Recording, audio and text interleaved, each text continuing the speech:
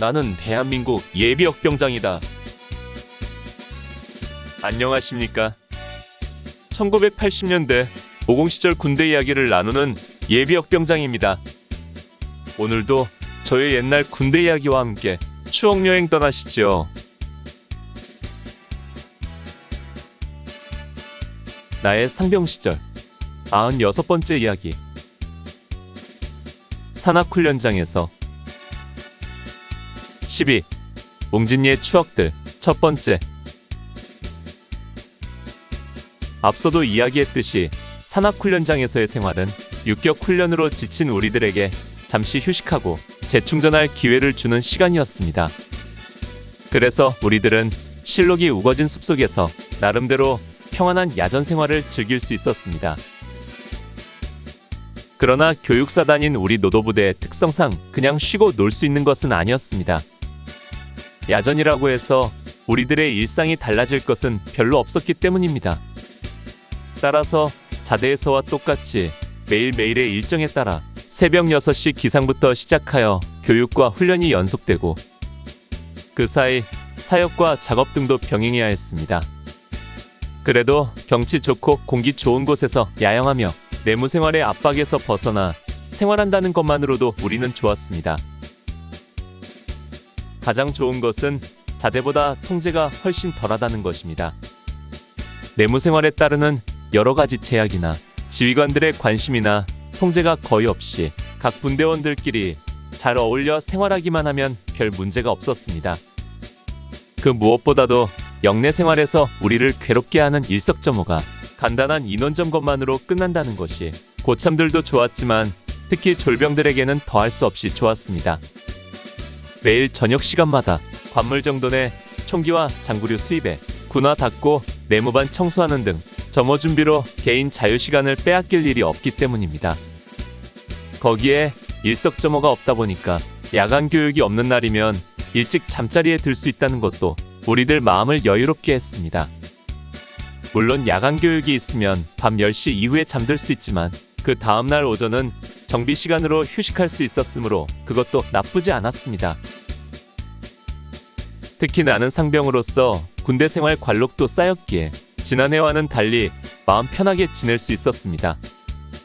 지난해 엄청난 고통을 안겨다 주었던 줄바따 같은 아픈 기억도 이제는 추억이 되어가고 있었던 것입니다. 나는 사회에서 쉽게 볼 수 없는 멋지고 아름다운 자연 속에서 지인들에게 편지도 많이 쓰고 노트에 이런저런 글도 끄적이며 나름대로 군대 생활 속의 여유를 찾는 시간이었습니다.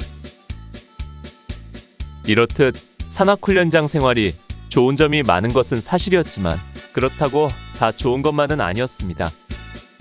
몇 가지 우리를 괴롭히고 힘들게 하는 것들이 있었습니다. 그 첫 번째가 일조점호 시간이었습니다. 일석점호는 간단히 각 분대 인원보고로 끝났지만 일조점호는 매일 06시에 기상하여 중대별로 수경제 앞에 모여 평소와 같이 진행되는 것입니다. 그러나 사실 일조점호 자체는 인원점검과 멸공구호를 외치는 정도로 간단하게 끝났습니다.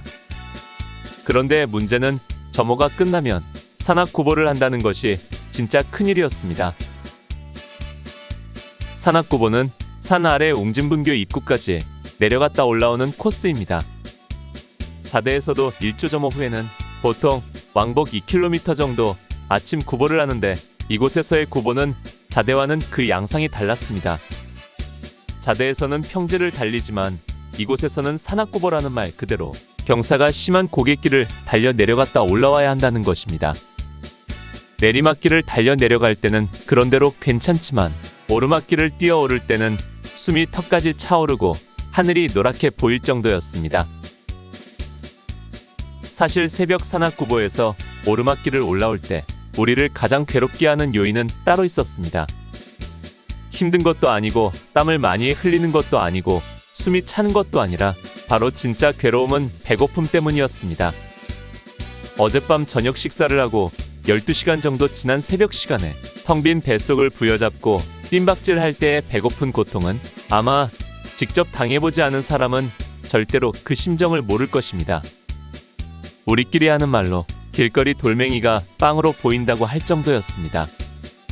그냥 우스갯소리나 농담이 아니라 우리들 진심이 담겨있는 말이었습니다. 정말로 돌멩이라도 주워 먹고 싶다는 생각이 들 정도로 속이 뒤틀려오는 시간이었습니다. 따라서 산악훈련장에서 식사 문제는 우리를 힘들게 하는 또 하나의 요인이었습니다. 이렇게 고픈 배를 움켜쥐고 수경지로 올라 아침밥을 타다 먹으려면 불만이 터져 나오는 것입니다. 앞서도 여러 차례 이야기했지만 야전에 나오면 무슨 이유인지 몰라도 식사 배식량이 줄어들었습니다. 평소 자대에서도 배가 고프던 시절인데 야전에 나오기만 하면 자대에서보다 식사량이 적게 나오니 미칠 지경이었습니다. 새벽 구보로 모두들 허기진 상태에서 타온 아침밥이 반찬도 부실하고 양이 적게 나오면 짜증스럽기까지 했습니다. 차라리 우리에게 일종을 줘서 직접 취사를 하라고 하면 좀 고생이 되더라도 정량을 먹을 수 있어서 나았는데 이번 산악훈련장에서는 첫날 수색정찰 이후로 개인 취사는 없었습니다. 이렇듯 적은 식사량으로 허기진 우리들의 배를 채워주는 것이 수경지 주변에서 채취할 수 있는 갖가지 사냐초들이었습니다. 앞서 소개한 더덕은 말할 것 없고 도라지, 잔대, 두릅, 취나물 등과 칡뿌리 같은 것도 요긴한 보조 식량이었습니다. 산악훈련장 주변은 민간인들이 농사짓는 밭들이 별로 없어서 농산물을 추진해서 먹을 기회는 거의 없었습니다. 이 밖에도 나는 별로 좋아하지 않았지만 다른 전우들이 뱀을 잡아서 구워 먹는 것도 여러 번 보았습니다. 어떤 사람들은 그걸 구워서 탄입대나 구급대 속에 넣고 다니며 훈련 중에 쥐포처럼 뜯어 먹었습니다. 이런 상황은 우리가 산악훈련장에서 배워야 할 특수전 교육 중 생존훈련을 방불케 하는 것이었습니다. 따라서 생존훈련은 별도로 교육을 받을 필요가 없는 것이지요. 이러다 보니 산악훈련장에서 가장 기다리는 시간이 이동식 PX차가 오는 것입니다. 일주일에 두세 번 정도 PX차가 대대시피 앞으로 오는데 물건을 넉넉히 가지고 오지 않아서 이때는 선착순으로 산을 달려 내려가지 않으면 빵 한 개도 제대로 사지 못하는 경우도 있었습니다. 아무튼 그날은 특식으로 배 채우는 날이지만 그러나 주머니 사정이 여의치 않아 어떤 때는 특식을 먹는 전우의 입만 바라보며 손가락만 빠는 날도 많았습니다. 오늘 추억여행에 함께 해주셔서 감사합니다. 다음 이야기를 기대해 주시고 구독과 좋아요 부탁드립니다. 항백